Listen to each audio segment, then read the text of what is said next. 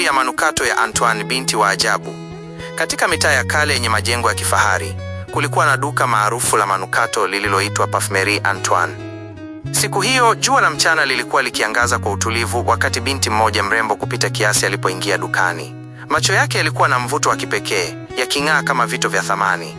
Alitembea kuelekea kaunta ambapo mzee Antoine, mmiliki wa duka hilo, alikuwa akipanga chupa zake za kioo. Binti huyo alitoa chupa moja ndogo ya manukato yenye harufu ya kigeni na ya kuvutia sana.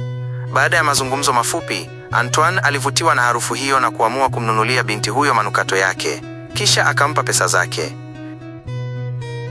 Wakati jua likizama, mzee Antoine alifunga duka lake na kuanza safari ya kurudi nyumbani. Akiwa njiani, hakuweza kuacha kuitazama ile chupa ya manukato. Alipofika nyumbani, aliketi kwenye kiti chake cha kupumzikia, akaifungua chupa ile na kujipulizia kidogo. Harufu ile ilimfanya ajihisi mzito na mwenye amani sana, akajikuta anasinzia pale pale. Usiku ule, aliota ndoto ya ajabu. Alimuona yule binti mrembo akimtabasamu ndani ya bustani ya maua yasiyofahamika, sauti yake ikisikika kama mlio wa maji ya mto. Asubuhi iliyofuata, baada ya kunywa chai yake, Antoine alirudi dukani kwake. Alishangaa kumkuta yule binti amesimama mlangoni akimsubiri. "Je, umeonaje manukato yangu?" binti aliuliza kwa sauti nyororo. Antoine, bado akiwa ameduaa, alijibu kuwa ni manukato mazuri sana. Kisha binti huyo akampa maelekezo. "Nenda kwenye duka kubwa la manukato mjini, duka ambalo ni kubwa kuliko hili lako. Huko utamkuta baba yangu, mwambie mimi ndiye niliyekutuma." Antoine alifanya kama alivyoambiwa.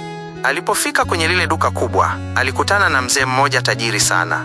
Antoine alijitambulisha na kueleza kuwa ametumwa na binti yake.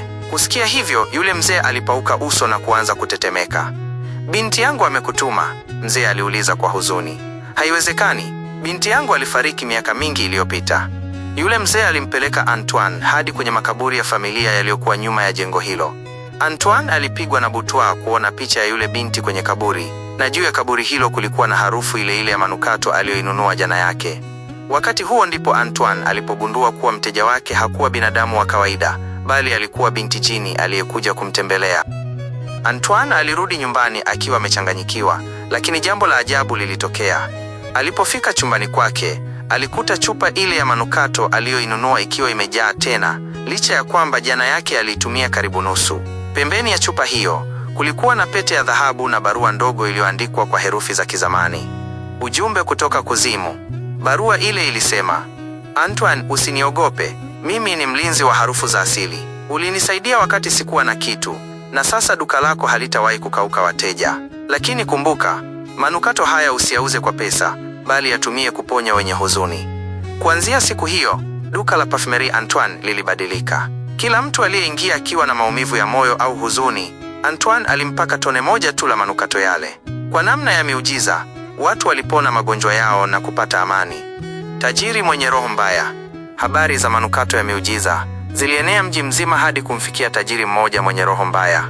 Tajiri huyo alifika dukani na kutaka kununua chupa nzima kwa mamilioni ya pesa. Antoine alikumbuka onyo la yule binti jini na akakataa katakata. Usiku ule, tajiri huyo alituma wezi wavunje duka la Antoine waibe manukato yale. Lakini walipoingia ndani, hawakumkuta Antoine.